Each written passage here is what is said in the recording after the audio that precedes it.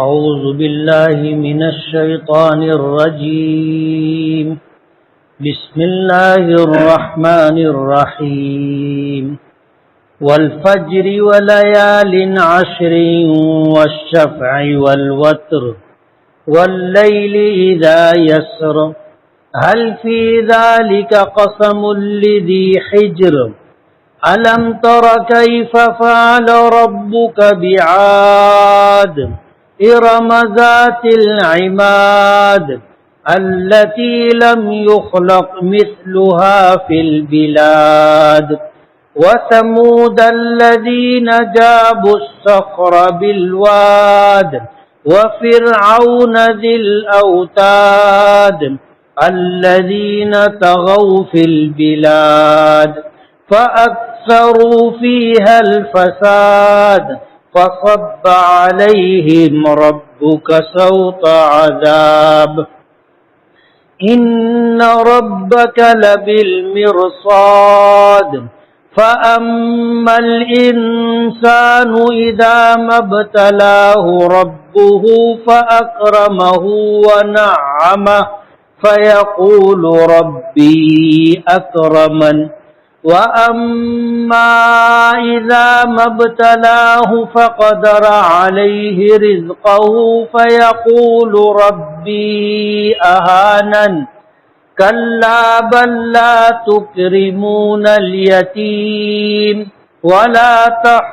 ولا تحاضون على طعام المسكين وتأكلون التراث أكلا لما وتحبون المال حبا جما كلا إذا دكت الأرض دكا دكا وجاء ربك والملك صفا صفا وجيء يومئذ بجهنم يومئذ يتذكر الإنسان وأنى له الذكرى يقول يا ليتني قدمت لحياتي فيومئذ لا يعذب عذابه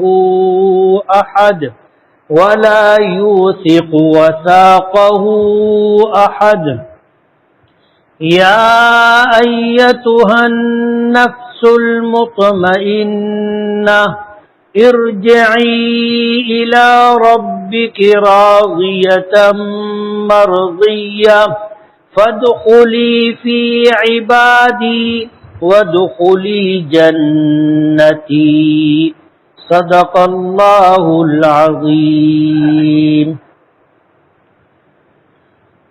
سبحانک لا علم لنا الا ما علمتنا انک انت العلیم الحکیم.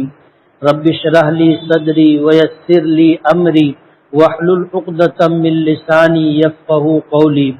پناہ مانگتا ہوں میں اللہ تعالیٰ کی شیطان مردود سے. شروع کرتا ہوں میں اللہ کے نام سے جو بڑا مہربان بڑی رحمتوں والا ہے.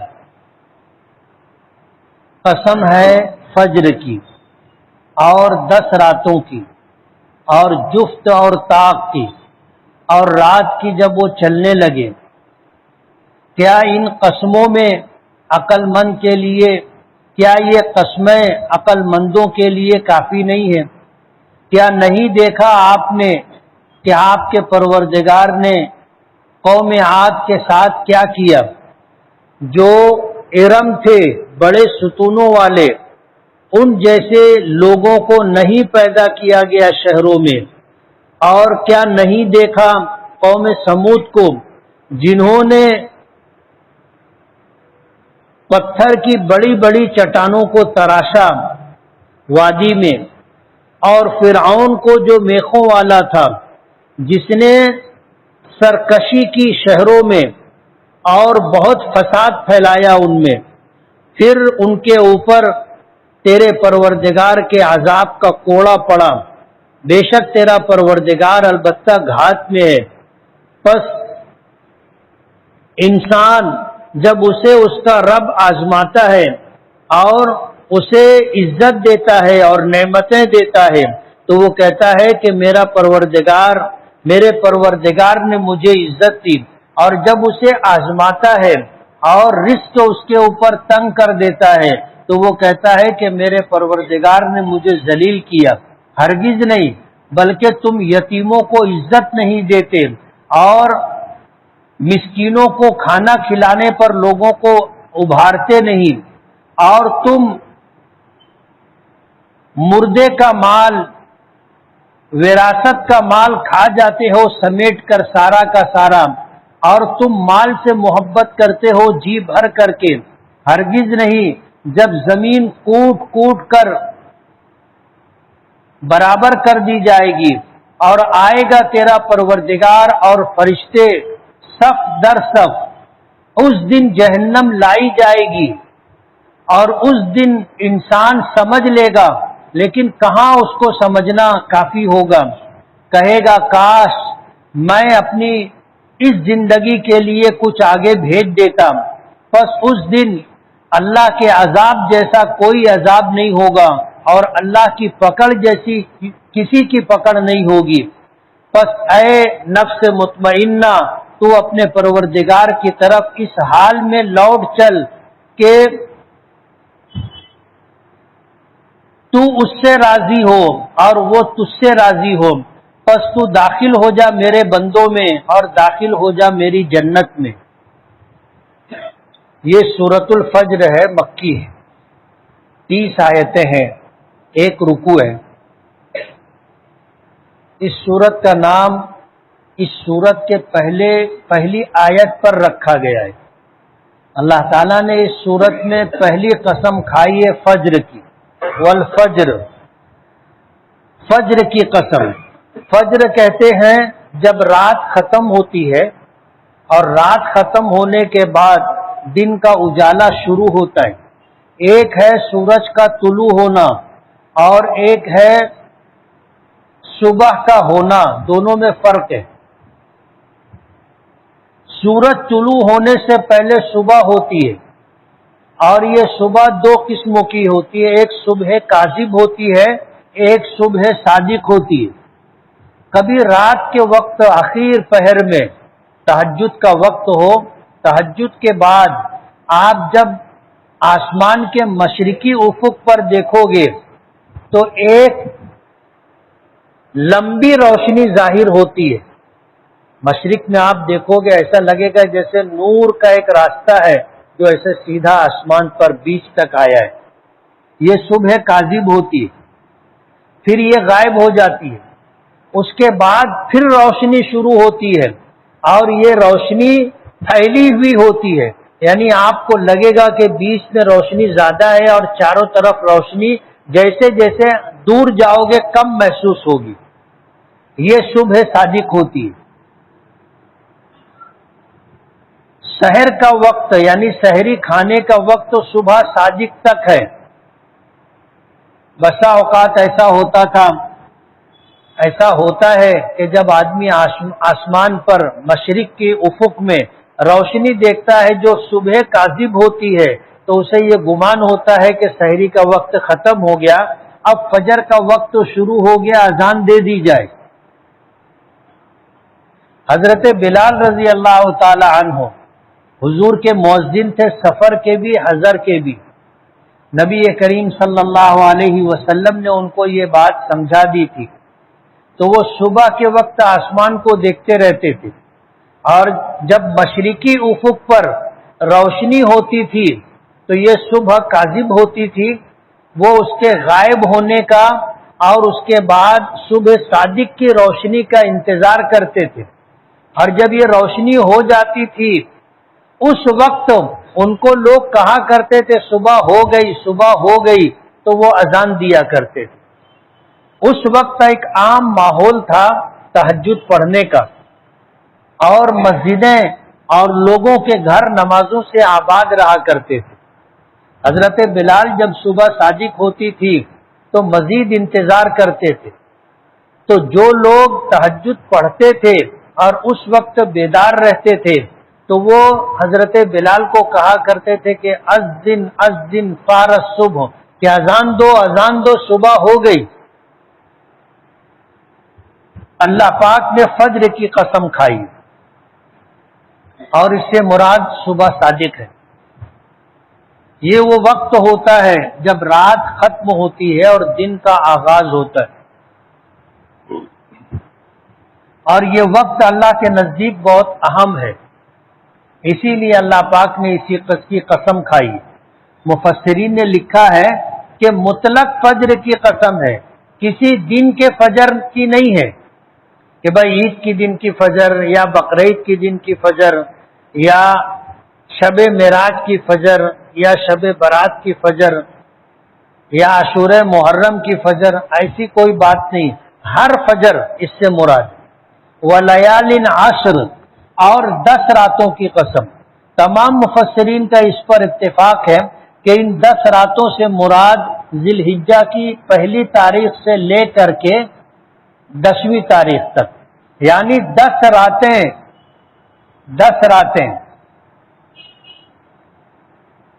اللہ پاک نے اس کی قسم کھائی. اور حدیث پاک میں آتا ہے ان 10 دنوں کی 10 راتوں کی فضیلت ہے. حدیث پاک میں آتا ہے کہ ان 10 دنوں میں جو نیکیاں کی جاتی ہیں، جو اعمال کیے جاتے ہیں، وہ اللہ تعالیٰ کو بہت محبوب ہوتے ہیں، حتیٰ کہ جہاد سے بھی زیادہ محبوب. اسی لیے پہلے دن کی قربانی کی فضیلت دوسرے اور تیسرے دن کی قربانی سے زیادہ ہے. لیکن یہ 10ویں تاریخ کی بات ہے.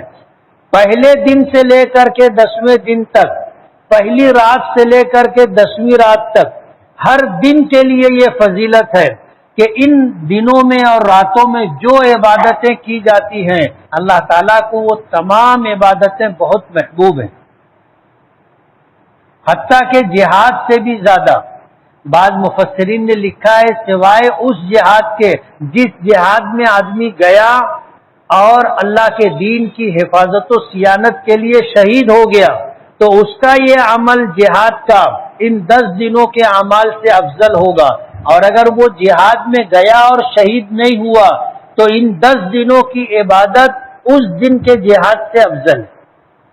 اب یہ 10 دن تو گزر گئے، اب اگر زندگی رہی تو اگلے سال یعنی 1 سال کے بعد ہم کو یہ 10 راتیں 10 دن نصیب ہوں گے.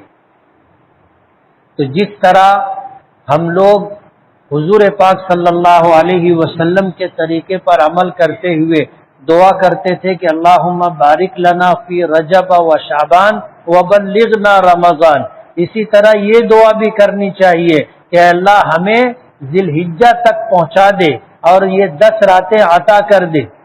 کہ ہم سے ماضی میں اگر ان 10 راتوں میں کوتاہی ہو گئی اور ہم عبادت نہیں کر سکے جیسی کرنی چاہیے تھی تو اللہ ہمیں پھر موقع دے تاکہ ہم آنے والے سال ان دنوں کو وصول کر سکیں، ان راتوں کو وصول کر سکیں.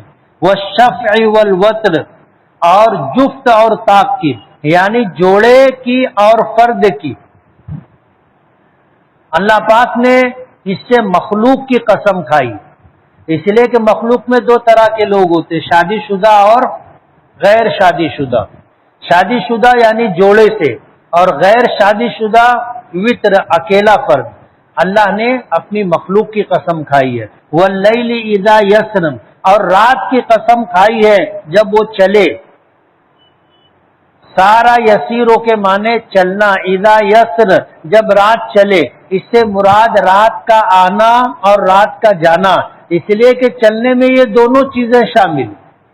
جب آدمی چلتا ہے تو کچھ چیزیں پیچھے جاتی ہیں اور کچھ آگے آتی ہیں، تو مراد یہ ہے رات جب وہ آ جائے اور آ جائے.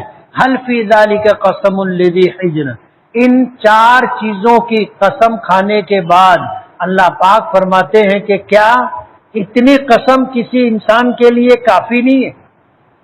حالانکہ اللہ تعالیٰ کی بات سچی ہے، اور اللہ کی بات اگر بغیر قسم کے بھی ہو تو بھی ہمارے لیے کافی ہے. لیکن اگر اللہ پاک نے 1 نہیں 2 نہیں 4 قسمیں کھانے کے بعد اگر کوئی بات کہتے ہیں تو اس کی سچائی میں کوئی تردد، کوئی شک شبہ باقی رہے گا؟ نہیں رہے گا۔ آگے اللہ پاک فرماتے ہیں کہ کیا آپ نے دیکھا نہیں کہ اللہ نے قوم عاد کے ساتھ کیا کیا، قوم سمود کے ساتھ کیا کیا؟ قوم عاد اور قوم سمود دو بڑی قومیں گزری ہیں۔ قوم عاد، ان کی طرف حضرت ہود علیہ السلام مبعوث کیے گئے تھے، اور انہوں نے حضرت ہود علیہ السلام کے ساتھ نہ مان کر کے جو کچھ کیا، اللہ پاک کی طرف سے ان پر عذاب آیا، اور ہوا کا عذاب آیا، ہوا کا عذاب۔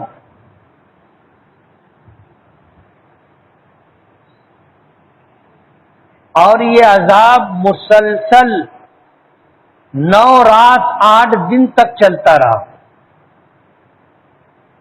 اور پوری بستی کو اللہ نے تہس نہس کر دیا۔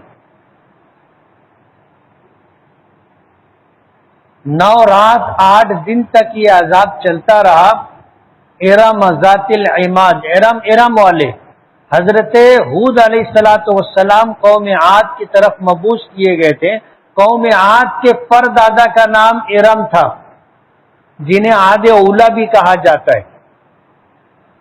تو ارم والے ذات العماد، بڑے بڑے ستونوں والے، اللہ نے ان کو تعمیر میں مہارت دی تھی۔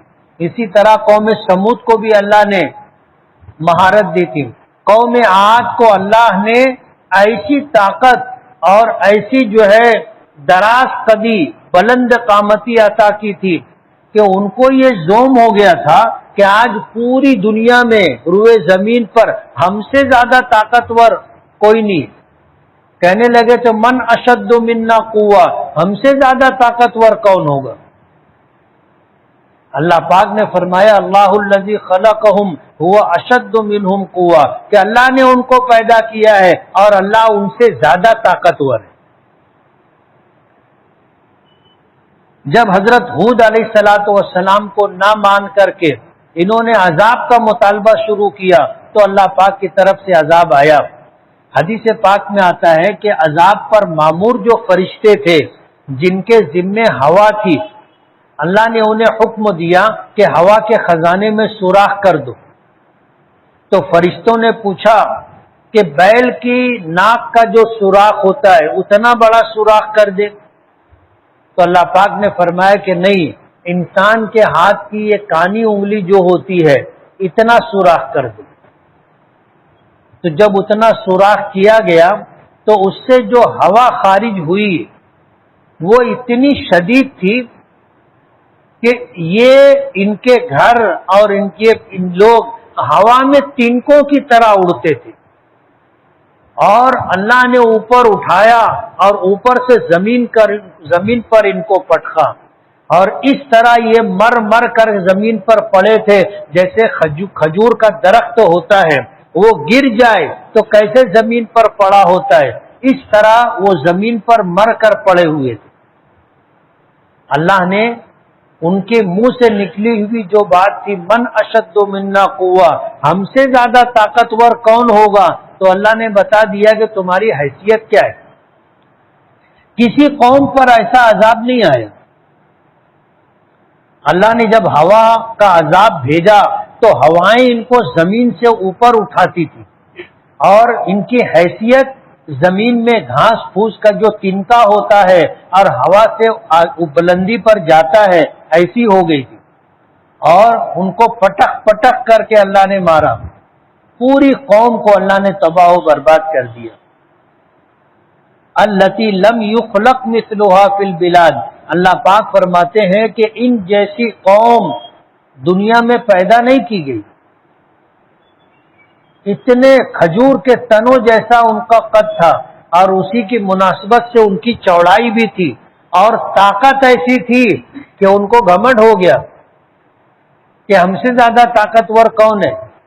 اور یہ بات حضرت ہود علیہ السلام کو انہوں نے کہی تھی، جب حضرت ہود علیہ السلام نے انہیں اللہ کے عذاب سے ڈرایا کہ ایمان نہیں لاؤ گے، نافرمانی کرو گے تو پھر تم پر اللہ کا عذاب آ سکتا ہے، تو انہوں نے حضرت ہود علیہ السلام سے کہا تھا کہ من اشد منا قوہ، روئے زمین پر ہم سے زیادہ طاقتور کون ہے؟ اللہ پاک کی طرف سے جواب آیا اللہ الذی خلقہم هو اشد منہم قوہ، کہ اللہ نے ان کو پیدا کیا، یہ خود سے تو پیدا نہیں ہوئے، اللہ نے ان کو پیدا کیا اور ان کو دراز قامت اور جسم کی طاقت اور قوت اور چوڑائی اللہ نے دی ہے، اللہ ان سے زیادہ طاقتور ہے۔ پھر اللہ کا عذاب آیا اور پوری بستی کو اللہ نے تہس نہس کر دیا۔ وَثَمُودَ الَّذِينَ جَابُوا الصَّخْرَ بِالْوَادِ، اور قوم سمود کو کیا آپ نے دیکھا نہیں جنہوں نے پہاڑوں کو تراش کر کے اپنا گھر بنایا تھا وادی میں؟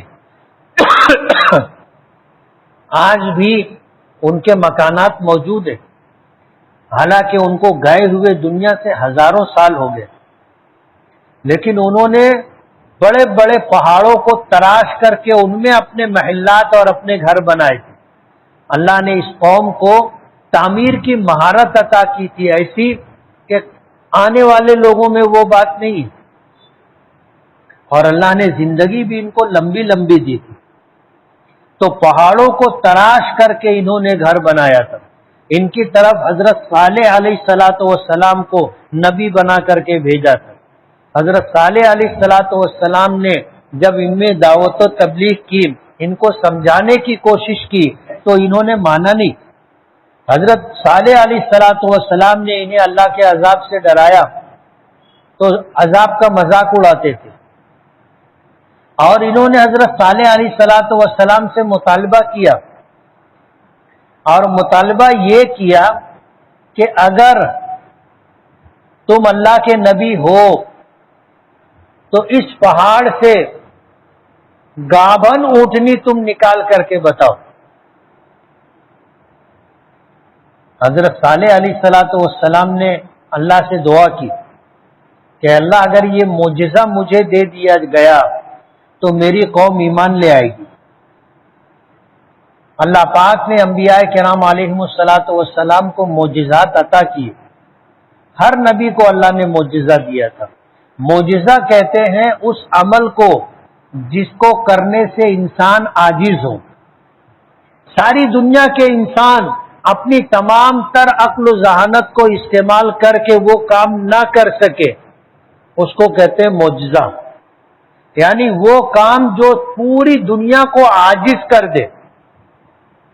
جیسے حضور نے چاند کے 2 ٹکڑے کیے تھے اپنی انگلی کے اشارے سے، آج پوری دنیا تمام تر سائنسی ترقیات کے باوجود، تمام تر مہلک ہتھیارات بنا لینے کے باوجود چاند کو 2 ٹکڑے نہیں کر سکتے۔ حضور پاک صلی اللہ علیہ وسلم سے اہل مکہ نے مطالبہ کیا تھا کہ آپ اللہ کے نبی ہو تو چاند کے 2 ٹکڑے کر دو۔ حضور نے اللہ سے دعا کی، اللہ نے یہ طاقت دے دی۔ حضور نے انگلی سے اشارہ کیا تو چاند 2 ٹکڑے ہو گیا اور غائب ہو گیا۔ مکے والوں نے دیکھا لیکن مانا نہیں۔ اسی طرح حضرت صالح علیہ السلام کی قوم سمود نے حضرت صالح علیہ السلام سے مطالبہ کیا کہ اگر تم اللہ کے نبی ہو تو اس پہاڑ سے 10 مہینے کی گابھن اونٹنی نکال کے بتاؤ، جو پتھر کی چٹان پھٹے اس میں سے باہر نکلے اور آ کر کے بچہ دے۔ حضرت صالح علیہ السلام نے اللہ سے دعا کی، اللہ نے دعا قبول فرمائی، اور حضرت صالح علیہ السلام کو حکم دے دیا کہ ہم نے تمہاری دعا قبول کر لی ہے، اب قوم کو لے کر کے جاؤ اور اس پتھر سے آپ کہو کہ 10 مہینے کی گابھن اونٹنی باہر نکل اور آ کر باہر بچہ دے۔ حضرت صالح علیہ السلام نے بات چیت کی، وقت مقرر ہوا، اور مقررہ وقت پر بستی کے تمام بڑے لوگوں کو لے کر کے اس پہاڑ کے دامن میں پہنچے، اور پھر اللہ کے حکم سے پہاڑ پھٹا اور اس میں سے ایک اونٹنی باہر آئی، اور باہر آ کر کے اس نے بچہ دیا۔ حضرت صالح علیہ السلام نے قوم سے ان کے مطالبے کو پورا کرنے کے بعد یہ کہا کہ اب یہ اونٹنی اللہ پاک کی طرف سے بھیجی ہوئی ہے، اس کے ساتھ کوئی غلط حرکت مت کرنا، کوئی غلط حرکت مت کرنا۔ وہ اونٹنی ایسی تھی کہ جس چراگاہ میں چلی جاتی تھی ساری چراگاہ جانوروں سے خالی ہو جاتی تھی، یعنی جو جانور تھے اس کو دیکھ کے خوف کھاتے تھے، بھاگ جاتے تھے۔ یہ جس جگہ پانی پینے جاتی تھی تو اس جگہ جو پانی ہوتا تھا سارا پانی اکیلے پی جاتی تھی۔ بستی والے پریشان ہو گئے کہ یہ کیا مصیبت ہے۔ حضرت صالح علیہ السلام سے کہنے لگے کہ یہ کیا ہے، تو کہا کہ یہ تو مانگی ہوئی مصیبت ہے، یہ مانگی ہوئی مصیبت ہے، تم نے مانگا تھا اور تمہارے مطالبے پر اللہ نے یہ معجزہ مجھے دیا اور تمہارے مطالبے کو میں نے پورا کیا۔ اب یہ اسی طرح رہے گی، تم اس سے کوئی تعرض مت کرنا۔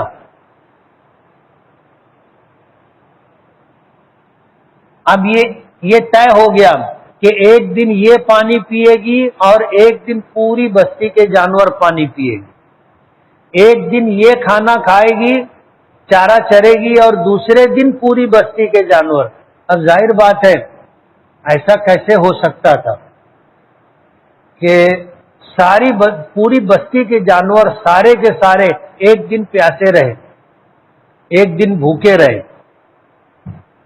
اس لیے بستی والے پریشان ہو گئے اور حضرت صالح علیہ السلام نے اللہ کے حکم سے انہیں یہ بتا دیا تھا کہ اس اونٹنی کو چھونا بھی مت برائی کی نیت سے۔ اب یہ اونٹنی اور اس کا بچہ جدھر نکل جاتے وہ پورا علاقہ جانوروں سے خالی ہو جاتا۔ لوگ پریشان ہو گئے، تو پریشان ہونے کے بعد بستی کے ایک نالائق شخص نے ایک عورت کے آمادہ کرنے پر اونٹنی کی کوچیں کاٹ دی، یعنی پیر میں پیچھے ایک رگ ہوتی ہے، اس کو کاٹ دو تو آدمی چلنے نہیں پاتا، جانور چلنے نہیں پاتا۔ تو انہوں نے پھر اس طرح طے کیا کہ اونٹنی کو ہی ختم کر دیا جائے۔ تو اس بدبخت نے اونٹنی کی کوچیں کاٹی تو اس نے بہت بھیانک آواز سے شور مچایا، اور ساتھ میں جو بچہ تھا وہ بھاگا اسی پہاڑ کی طرف جس پہاڑ سے اس کی ماں اونٹنی باہر نکلی تھی۔ مفسرین لکھتے ہیں کہ پہاڑ پھٹا اور وہ بچہ اندر چلا گیا اور پھر پہاڑ برابر ہو گیا۔ تو اونٹنی کو انہوں نے قتل کر دیا۔ جب اونٹنی کو قتل کر دیا تو اللہ کا عذاب آیا۔ وَثَمُودَ الَّذِينَ جَابُوا الصَّخْرَ بِالْوَادِ، اور قوم سمود کا معاملہ کیا آپ نے دیکھا نہیں، جنہوں نے چٹانوں کو تراش کر کے وادی میں اپنے محل اور گھر بنائے تھے، ان کے ساتھ تیرے پروردگار نے کیا کیا؟ اللہ کا عذاب آیا اور اتنی بھیانک چیخ آئی کہ خوف سے لوگوں کے دل پھٹ گئے اور پوری بستی کے لوگ مر گئے۔ وَفِرْعَوْنَ ذِی الْأَوْتَادِ، اور کیا فرعون کا حال آپ کو معلوم نہیں، جو میخوں والا تھا، الذین طغوا فی البلاد، جس نے شہروں میں سرکشی کی، فاکثروا فیہا الفساد، اور تمام شہروں میں اس نے فساد برپا کیا، فصب علیہم ربک صوت عذاب، تیرے پروردگار کے عذاب کا کوڑا اس پر پڑا، پوری ان لوگوں پر۔ ذل اوتاد، میخوں والا، اس سے کیا مراد؟ فرماتے ہیں کہ دو معنی ذکر کیے مفسرین نے۔ ایک تو یہ کہ فرعون کا لشکر بہت بڑا تھا اور یہ لشکر جہاں قیام کرتا تھا وہاں خیمے گاڑتا تھا، اور خیمے بغیر میخوں کے گڑتے نہیں، تو میخیں بہت زیادہ تھی، اس لیے اس کو ذل اوتاد کہا گیا۔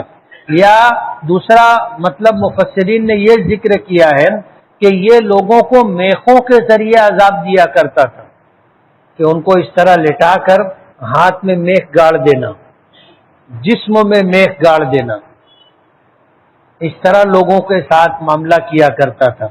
تو فرعون کو کیا دیکھا نہیں کہ اس پر تیرے پروردگار کے عذاب کا کوڑا کیسے پڑا؟ ان ربک لبالمرصاد، یہ جو قسمیں اللہ پاک نے کھائی تھی اس کا جواب ہے کہ تیرا پروردگار گھات میں ہر انسان کے عمل کو دیکھ رہا ہے، اچھا عمل ہے یا برا عمل ہے، اللہ دیکھ رہا ہے۔ جس طرح گھات لگانا جس کو کہتے ہیں کہ کوئی شخص کسی پر حملہ کرنا چاہتا ہو اور وہ چھپ کر کے بیٹھا ہو، جس پر حملہ کرنا ہے اس کو دکھائی نہیں دے رہا ہے، جب وہ آتا ہے اور اس کے نشانے پر ٹارگیٹ پر آتا ہے تو اس وقت اس پر حملہ ہوتا ہے، اس کو کہتے ہیں مرصاد، گھات لگا کر کے بیٹھنا۔ فرماتے ہیں ان ربک لبالمرصاد، تیرا پروردگار گھات میں ہے۔ اور وہ دن جس دن معاملہ آئے گا وہ قیامت کا دن ہوگا، اس دن آدمی اس مقام پر پہنچے گا جس مقام پر اس کے متعلق فیصلہ ہونا ہے۔ اچھے اعمال ہوں گے اللہ جزا دے گا، بدلہ دے گا، اور اگر برے اعمال ہوں گے تو سزا ملے گی۔ فَأَمَّا الْإِنسان، پھر انسان کی حالت کو ذکر کیا کہ جب اللہ تعالیٰ اس کو نعمتیں دیتا ہے اور ان نعمتوں کے ذریعے سے اس کو عزت ملتی ہے تو وہ انسان کہتا ہے کہ اللہ نے مجھے عزت بخشی اور میں اللہ کا محبوب بندہ ہوں، اس لیے اللہ نے مجھے عزت دی ہے۔ اور اگر اللہ اسے آزماتا ہے، رزق کی تنگی میں مبتلا کر دیتا ہے جس کی وجہ سے سماج میں اس کا ہلکا پن ہو جاتا ہے تو وہ کہتا ہے کہ میرے پروردگار نے مجھے ذلیل کر دیا۔ یعنی انسانوں کے نزدیک اللہ کی طرف سے عزت اگر ملے تو وہ یہ سمجھتا ہے کہ میں اللہ کا محبوب ہوں، اس لیے اللہ نے مجھے مال و دولت دی ہے، میں مالدار ہوں۔ اور اگر اسے اللہ آزمائے تو وہ کہتا ہے کہ اللہ نے مجھے ذلیل کر دیا۔ قرآن کریم کی ان دو آیتوں کے ذریعے سے اللہ پاک یہ بتانا چاہتے ہیں کہ مال کا ملنا اور نہ ملنا یہ محبوب اور ذلیل ہونے کی علامت نہیں ہے۔ کتنے اللہ کے بندے ایسے ہیں جو اللہ کو محبوب تھے، اللہ کو پسند تھے، لیکن اللہ نے ان کو مال نہیں دیا، جیسے نبی کریم صلی اللہ علیہ وسلم۔ ان سے زیادہ اللہ کا محبوب کون ہو سکتا ہے؟ آپ کے صدقے میں یہ دنیا اور ہم اور آپ پیدا کیے گئے، لیکن حضور پاک صلی اللہ علیہ وسلم کے متعلق حضرت عائشہ رضی اللہ تعالی عنہا فرماتی ہیں کہ دن میں ایک وقت کھانا نصیب ہوتا تھا، کوئی دن ایسا نہیں آیا کہ 2 وقت میرے آقا نے پیٹ بھر کھانا کھایا۔ اب اس کا یہ مطلب تو نہیں ہے کہ آپ اللہ کو محبوب نہیں تھے، اور اللہ نے ایسے کتنے لوگوں کی مثالیں دی جا سکتی ہے جو عاصی نافرمان ہیں، گنہگار ہیں، لیکن اللہ نے ان کو مال بہت دیا ہے۔ تو مال مل جانے کا مطلب یہ نہیں ہے کہ وہ اللہ کو بہت محبوب ہے۔ اللہ پاک نے اس بات کو ذکر کیا، اللہ کا محبوب تو وہ ہے جو ایمان لائے، نیک اعمال کرے اور تقوی کی زندگی گزارے، وہ اللہ کو محبوب ہے، چاہے وہ فقیر ہی کیوں نہ ہو۔ اللہ پاک فرماتے ہیں کہ ہرگز ایسی بات نہیں جیسا تم سمجھ رہے ہو کہ مال ملا تو ہم اللہ کو محبوب ہیں، نہیں تو کیوں مال دیتے، یا تنگی آئی تو اس کا یہ مطلب نہیں ہے کہ اللہ تم سے ناراض ہے، اگر راضی ہوتے تو کیوں تنگی میں مبتلا کرتے، تو یہ سوچ غلط ہے۔ اللہ پاک نے فرمایا کلا، ایسا ہرگز نہیں ہے، بل لا تکرمون الیتیم، بلکہ تم لوگ یتیموں کی عزت نہیں کرتے، ان کے ساتھ بھلائی خیرخائی کا معاملہ نہیں کرتے۔ اسی طرح غریب مسکین لوگوں کو کھانا کھلایا جائے اس پر لوگوں کو آمادہ نہیں کرتے، یعنی خود بھی نہیں کھلاتے اور لوگوں کو ترغیب بھی نہیں دیتے۔ اور وَتَأْكُلُونَ التُّرَاثَ أَكْلًا لَمًّا، اور تم مردوں کا مال سمیٹ کر کے کھا جاتے ہو، وارثوں کو ان کا حق نہیں دیتے۔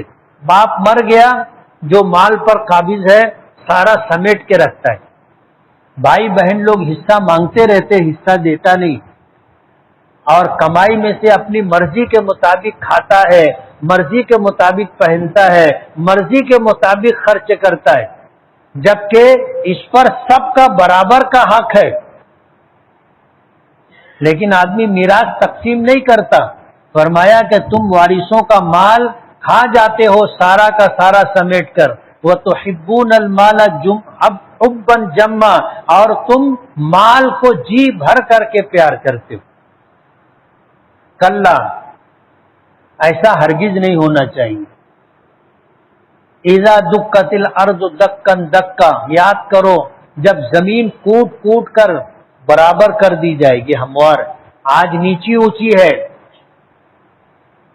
کہیں بہت گہرائی ہے، سمندر کا پانی بھرا ہوا ہے، کہیں بہت اونچائی ہے کہ آدمی وہاں تک پہنچ نہیں سکتا، تو یہ جو نا ہمواری ہے، قیامت کے دن پوری زمین اللہ برابر کر دیں گے، اور تیرا پروردگار آئے گا، سارے فرشتے آئیں گے، صف لگائے ہوئے ہوں گے، وجیء یومئذ بجہنم، اور جہنم لائی جائے گی۔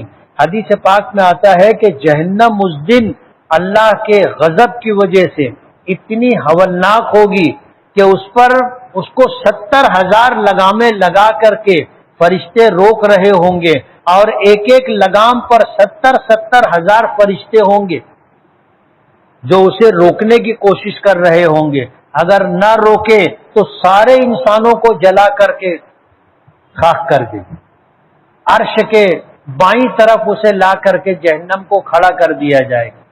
حدیث پاک میں آتا ہے کہ جب اللہ کے نیک بندے انبیاء کرام علیہم الصلاۃ والسلام جہنم دیکھیں گے، سجدے میں گر جائیں گے، اور اللہ کے نبی کہیں گے نفسی نفسی نفسی نفسی، یعنی میرا کیا ہوگا، میرا کیا ہوگا، ہر نبی کو اپنی فکر پڑی ہوگی، ایسے حالات ہوں گے۔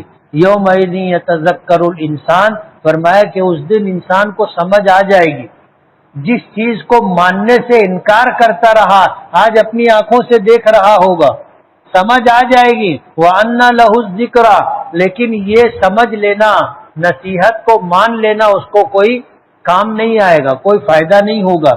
یقول، وہ کہے گا یا لیتنی قدمت لحیاتی، کاش میں اپنی اس زندگی کے لیے کچھ آگے بھیج دیا ہوتا، نیک اعمال، صدقات و خیرات، اللہ کو راضی کرنے کے لیے جو کچھ میں نے کیا تھا وہ کر لیا ہوتا اور آگے بھیج دیا ہوتا، تو آج مجھے یہاں پر اپنا بھیجا ہوا نیک عمل کام آتا۔ فَيَوْمَئِذٍ لَا يُعَذِّبُ عَذَابَهُ أَحَدٌ، اس دن اللہ کے عذاب جیسا کسی کا عذاب نہیں ہوگا، اور اس دن اللہ کی پکڑ جیسی کسی کی پکڑ نہیں ہوگی۔ یہ تو ان لوگوں کا حال ہوگا جو اللہ کے نافرمان تھے، ایمان سے محروم تھے، لیکن اس کے بالمقابل جو اللہ کے نیک بندے تھے، ایمان لائے، اللہ کے حکموں کو پورا کیا، دنیا میں مشقتیں اٹھائی، نیند قربان کی، آرام قربان کیا، تکلیفیں اٹھائی، تنگی میں، فقر میں، محتاجگی میں رہ کر کے اللہ کو راضی کرنے کی کوشش کرتے رہے، یہ نفس مطمئنہ ہے۔ ایسے لوگوں کو کہا جائے گا اے نفس مطمئنہ ارجعی، لوٹ چل اپنے پروردگار کی طرف، لوٹ چل۔ جب نیک شخص ہوتا ہے، ایمان والا، ساری زندگی اس نے مشقت کی، تکلیفیں اٹھائی، اور ایمان کے تقاضوں کو پورا کرنے کی کوشش کرتا رہا، 5 وقتہ نمازوں کا اہتمام، روزوں کا اہتمام، زکوٰۃ کا اہتمام، حج فرض ہو تو حج کرنا، صاحب نصاب نہیں ہے، صاحب استطاعت نہیں ہے، زکوٰۃ اور حج کا فریضہ اس پر نہیں ہے، لیکن اپنی پوری زندگی میں اللہ کو راضی کرنے کی کوشش کرتا رہا۔ جب اس کے مرنے کا وقت آتا ہے تو فرشتے اس سے کہتے ہیں یا ایتھا النفس المطمئنہ، اے نفس مطمئنہ، اپنے پروردگار کی طرف واپس چل۔ تو ایسا شخص سکون کی موت مرتا ہے۔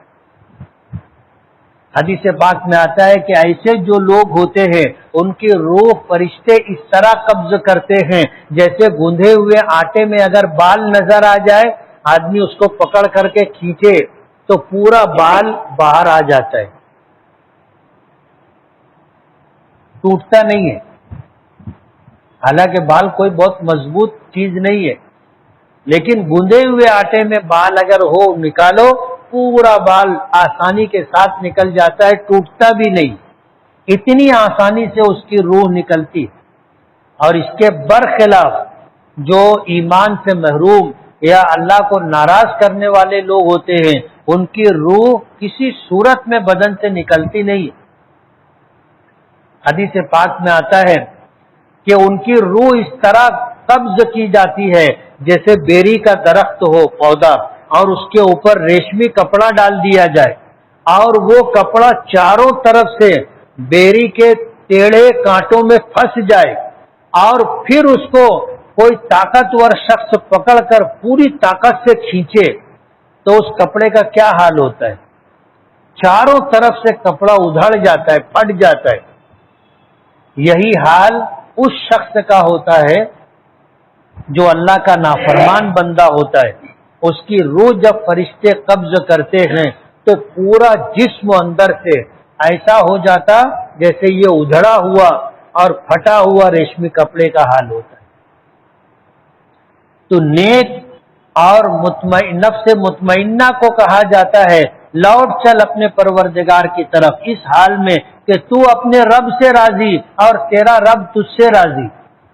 اللہ پاک فرمائیں گے فادخلی فی عبادی، کہ تو میرے بندوں نیک بندوں میں شامل ہو جا، وادخلی جنتی، اور میری جنت میں داخل ہو جا۔ یہ ان لوگوں کے لیے ہے جو ایمان لا کر ساری زندگی اللہ کو راضی اور خوش کرنے کی کوشش کرتے رہتے۔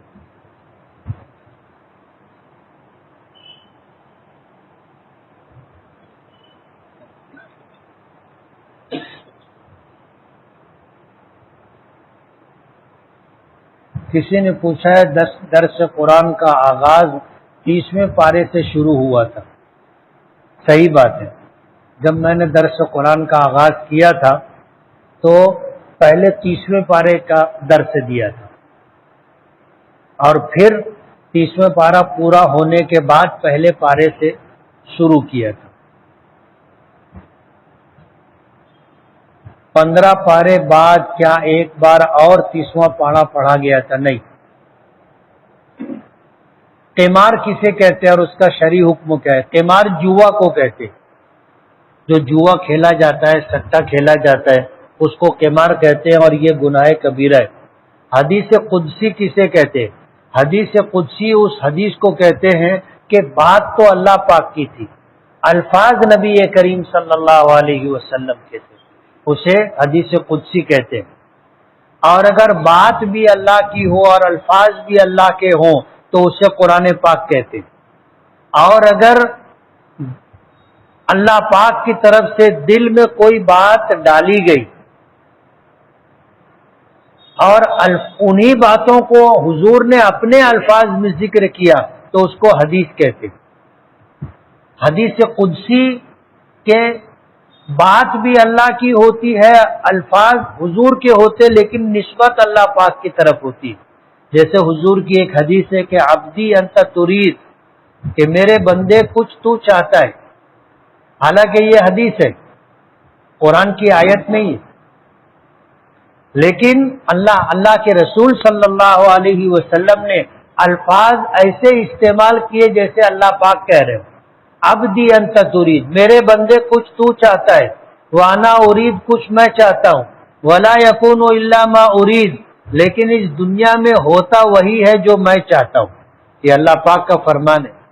فَإِن سَلَّمْتَ لِي فِيمَا أُرِيدُ كَفَيْتُكَ فِيمَا تُرِيدُ، میرے بندے اگر تو میرے فیصلوں پر راضی رہتا ہے، قبول کر لیتا ہے، تو میں تیرے تمام کاموں کو بناتا ہوں۔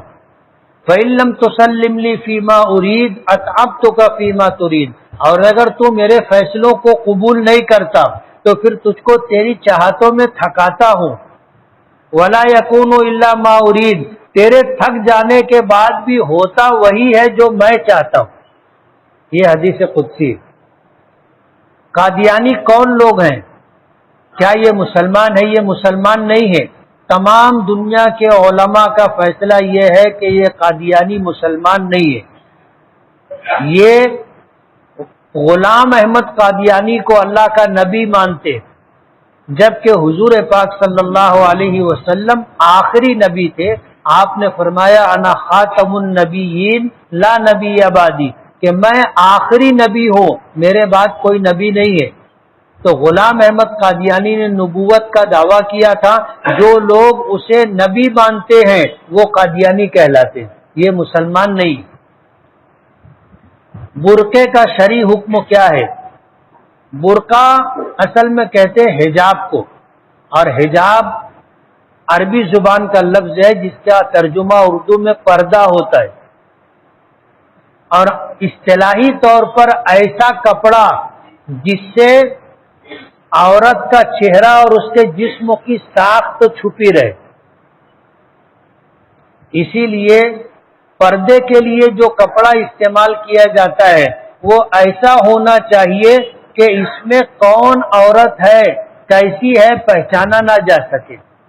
اور آج کے جو برقعے ہیں یہ برقعے شرعی برقعے نہیں، شرعی برقعے نہیں، اس میں عورت کا پورا بدن جھلکتا ہے، صرف کلر نظر نہیں آتا کہ کالی ہے کہ گوری ہے، لیکن معلوم ہو جاتا ہے گردن کیسی ہے، پیٹھ کیسی ہے، بازو کیسے ہیں، پوری ساخت سمجھ میں آ جاتی ہے، جس کو دیکھ کر لوگ بولتے واہ کیا مال ہے۔ یہ شرعی پردہ نہیں، پردہ برقع سادہ ہونا چاہیے، ڈھیلا ڈھالا ہونا چاہیے۔ سود کسے کہتے؟ سود کہتے ہیں مال کے ذریعے سے زائد مال کمانا۔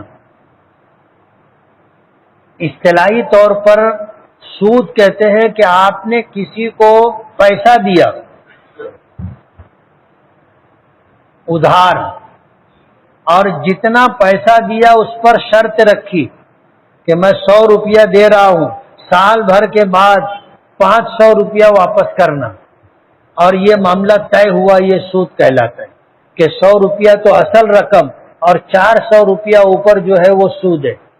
اگر ایسا کوئی معاملہ ہوا ہو تو اس گناہ سے بچنے کا طریقہ یہ ہے کہ آدمی صرف اپنا پیسہ، اصل پیسہ لے کہ بھائی میں 100 روپیہ دیا تھا، مجھ کو 100 دے دو، باقی پیسہ مجھے نہیں چاہیے۔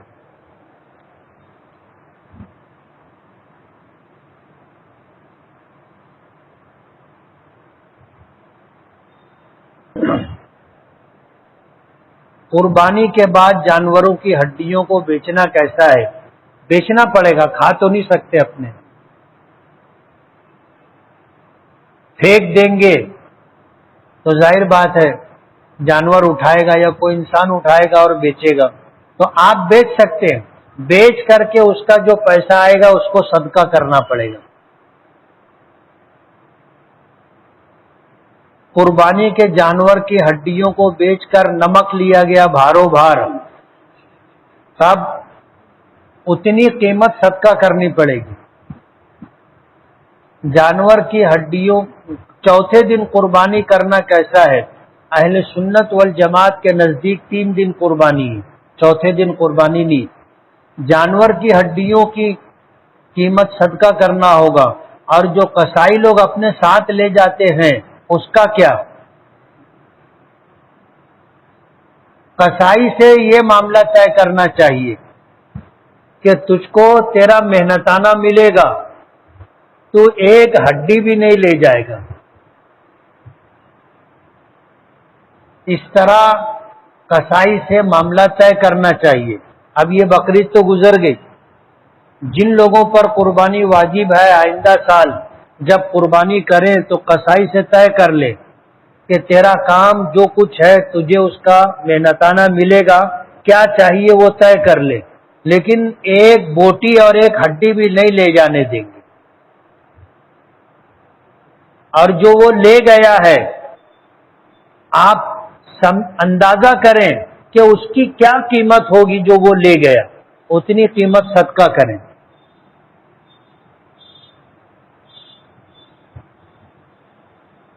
کیا قربانی کی قضا ہے؟ قربانی کی قضا نہیں ہے، یعنی 3 دنوں میں قربانی اگر نہیں کر سکے، جیسے اس سال ہوا کہ جانور کم پڑ گئے، جانور پکڑے گئے، جن لوگوں نے حصہ لیا تھا، مدرسے والوں کو حصے کا پیسہ دیا تھا، انہوں نے پیسے واپس کر دیے کہ ہمارے جانور پکڑے گئے، ہم قربانی نہیں کر سکیں گے، آپ اپنا پیسہ واپس لے لیجیے۔ تو ایسے لوگ اب کیا کریں؟ تو یہ ہے کہ جو قربانی واجب تھی اس کی جو قیمت ہے اب اتنی رقم صدقہ کرنا پڑے گا، ابھی جانور خرید کر کے قربانی نہیں کر سکتے۔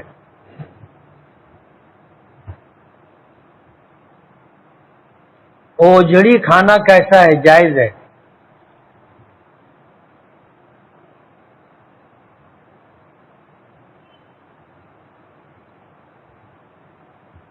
کسی نے لکھا ہے کہ میری عمر 22 سال ہے، 5 وقتہ نمازی ہوں، قرآن پاک پڑھتا ہوں، فلم بھی نہیں دیکھتا، گانا بھی نہیں گاتا، لیکن مجھے ایک گناہ کی عادت ہو گئی ہے اور کوئی صورت میں وہ گناہ مجھ سے چھوٹ نہیں رہا ہے، دل میں خیال آتا ہے کہ میں سوسائڈ کر لوں۔